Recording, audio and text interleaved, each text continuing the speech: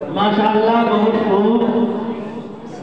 अब नात का सिलसिला जो था हमारे बच्चों का जो प्रोग्राम था वो माशाअल्लाह बाशियाफ्ता पूरा हो चुका है।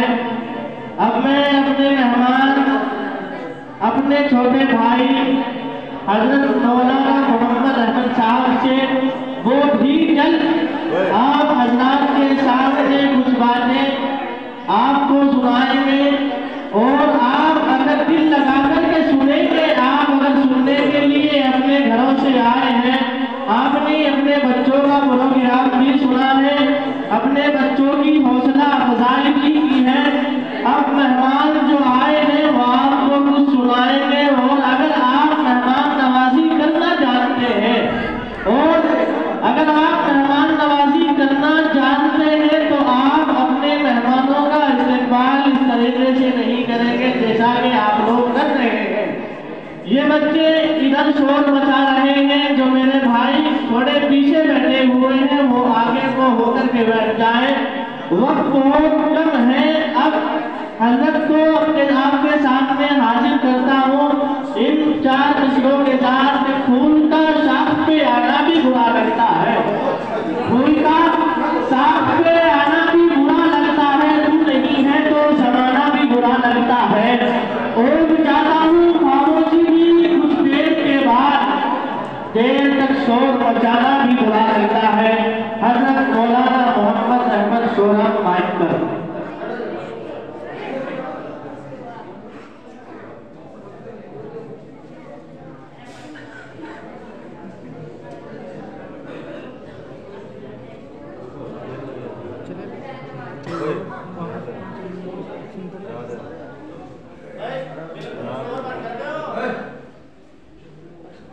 बिस्मिल्लाहिर्रहमानिर्रहीम अल्हम्दुलिल्लाहि रब्बिल आलमीन वल आक़िबतु लिल मुत्तक़ीन वस्सलातु वस्सलामु अला सय्यिदिल अंबिया'i वल मुरसलीन व अला आलिहि व अस्हाबिहि व मन हदा बिहदिहि इला यौमिद्दीन। क़ाल नबी सल्लल्लाहु अलैहि वसल्लम अज़्ज़ुल्मु ज़ुलुमाति यौमल क़ियामह फ़इन्नहु लैसा बैनहु व बैनल्लाहि हिजाब औ कमा क़ाल अलैहि सलातु वस्सलाम। यकीन करके जो अपने राहबर की रहबरी पर हम तरक्की के न जाने कितने ज़ीने चढ़ गए होते और अगर रोज़ के खाने से एक लुक़मा बचा लेते, अदा सुन्नत भी होती और बच्चे पढ़ गए होते। हज़रात गिरामी, मैंने आप हज़रात के सामने नबी करीम सल्लल्लाहु अलैहि वसल्लम की एक हदीस पढ़ी। नबी करीम सल्लल्लाहु अलैहि वसल्लम ने इरशाद फरमाया, जुल्म क़यामत के रोज़ अंधेरों की सूरत में होगा। आप सल्लल्लाहु अलैहि वसल्लम ने इरशाद फरमाया, मज़लूम की बद्दुआ से बचो, यकीनन इसके और अल्लाह के दरमियान कोई पर्दा हाई नहीं होता। दो गुनाह वो हैं कि जिनकी सज़ा अल्लाह ताला इंसान को दुनिया में देता है। नंबर 1 जुल्म और नंबर 2 वालिदैन की नाफरमानी। मैं इन दोनों गुनाहों का तज़किरा करूंगा, लेकिन मैं पहले जुल्म पर बात करूंगा, क्योंकि इस दुनिया में सबसे पहले जो गुनाह वजूद में आया वो है जुल्म, कत्ल। हज़रत आदम अलैहिस्सलाम के दो बेटे थे, हाबिल और काबिल। तो काबिल ने हाबिल को कत्ल करना चाहा और कत्ल के इरादे से आगे बढ़ा। तो हाबिल ने कहा था, लइन बसत्त इलैया यदक लितक़्तुलनी मा अना बिबासिति यदी इलैका लिअक़्तुलक इन्नी अख़ाफ़ुल्लाह रब्बल आलमीन, कि अगर तू मुझे कत्ल करना चाहेगा और कत्ल के इरादे से आगे बढ़ेगा तो मैं तुझे कत्ल नहीं करूंगा, इसलिए कि मैं रब्बुल आलमीन से डरता हूँ। और काबिल ने अपने भाई हाबिल को कत्ल कर दिया, लेकिन फिर से जिंदगी में किसी पर चैन न आया। ये परेशानियों में मुब्तला रहा, हमेशा गम में शिकार रहा और मुसीबतों में मुब्तला रहा। और क़यामत के दिन तक जो भी कत्ल इस ज़मीन पर किया जाएगा तो उसका जैसे कत्ल करने वाले को गुनाह मिलेगा, इसी तरह गुनाह का एक हिस्सा काबिल को भी होगा कि जिसने इस बुरे काम की बुनियाद रखी। اس دنیا میں بڑے بڑے ظالم گزرے ہیں، لیکن ان کا انجام بہت زبردست اور خطرناک ہوا ہے۔ وہ اللہ تعالیٰ کی پکڑ میں دنیا میں ہی آ گئے ہیں۔ اس دنیا میں ایک ظالم گزرا ہے، نمرود۔ یہ وہ ظالم تھا کہ جس نے حضرت ابراہیم علیہ السلام کو آگ میں ڈالا تھا۔ اللہ تعالیٰ نے اس آگ کو گلے گلزار بنا دیا، لیکن میرے رب نے اس ظالم کو دنیا میں سزا دی۔ وہی لوگ جو اسے سجدہ کیا کرتے تھے، اپنا خدا مانتے تھے، وہی لوگ آج اپنا جوتا اتار کر اس کے سر پہ مارتے تھے کہ ایک لنگڑے مچھر کے ذریعے اللہ تعالیٰ نے اس کی عقل کو ٹھکانے لایا کہ جب تک کہ کوئی اس کے سر پر اپنی جوتی نہ مار دے تو اسے اطمینان نہیں ملتا تھا۔ اللہ تعالیٰ نے اس ظالم کی بھی دنیا میں پکڑ لی۔ اسی طرح ظالموں میں ایک ظالم گزرا ہے، فرعون۔ یہ وہ ظالم تھا کہ جس نے 20,000 سے زائد بچے بنی اسرائیل کے قتل کرائے تھے۔ یہ حضرت موسیٰ علیہ السلام کے زمانے میں تھا۔ موسیٰ علیہ السلام کی پرورش اسی ظالم کے گھر میں اللہ تعالیٰ نے کرائی، اور اس کی بیوی حضرت آسیہ وہ بھی موسیٰ علیہ السلام پر ایمان لے آئی، اور جو جادوگر حضرت موسیٰ علیہ السلام پر ایمان لائے ان کو بھی اس نے قتل کرا دیا۔ اور حضرت آسیہ کو جب اسے پتا چلا کہ میری بیوی ایمان لے آئی تو اس نے ان کے ہاتھوں اور پیروں میں میخیں ڈھکوا دی، ان کی کھال اتارنا شروع کر دی، اور زخم پر نمک اور مرچ چھڑکوانا شروع کر دیا۔ یہ اتنا بڑا ظالم آدمی تھا۔ اس کے گھر میں ایک باندی رہتی تھی جو موسیٰ علیہ السلام پر ایمان لے آئی، اور اسے پتہ چلا کہ باندی موسیٰ پر ایمان لے آئی تو اس کی 2 چھوٹی چھوٹی بچیاں تھیں۔ اس ظالم نے ان بچیوں کو پکتے ہوئے تیل میں ڈال دیا، اور اس باندی کو بھی اسی تیل میں ڈال دیا اور موت کے گھاٹ اتار دیا۔ اتنا بڑا ظالم آدمی تھا، لیکن اللہ تعالیٰ نے اس ظالم کو بھی دنیا میں سزا دی اور اس کی لاش کو باہر پھینکا۔ فَالْيَوْمَ نُنَجِّيكَ بِبَدَنِكَ لِتَكُونَ لِمَنْ خَلْفَكَ آیَةً، کہ آج کے دن ہم تیری لاش کو باہر پھینکیں گے تاکہ وہ آنے والے لوگوں کے لیے عبرت کا نشان بن جائے۔ اور آج بھی فرعون کی لاش مصر کے عجائب گھر میں میوزیم میں محفوظ رکھی ہے تاکہ قیامت تک کے لوگوں کے لیے عبرت کا نشان بن جائے۔ ان ظالموں میں 2 ظالم وہ بھی گزرے ہیں کہ جو حضرت عثمان غنی رضی اللہ تعالیٰ عنہ کو شہید کرنے کے لیے آئے تھے، دیوار پھیلان کر، سودان بن حمران اور عمر بن عوف۔ حضرت عثمان غنی رضی اللہ تعالیٰ عنہ نے 40 دن سے کچھ کھایا پیا نہیں تھا، روزے رکھتے تھے۔ نبی کریم صلی اللہ علیہ وسلم کی خواب میں زیارت ہوئی۔ آپ صلی اللہ علیہ وسلم نے فرمایا، عثمان کل روزہ ہمارے ساتھ اختیار کرو گے۔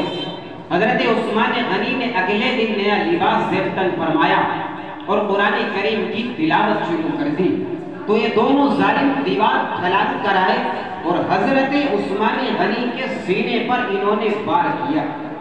ان کے سینے سے جو خون نکلا وہ قرآن کریم کے اوراق پر لگا۔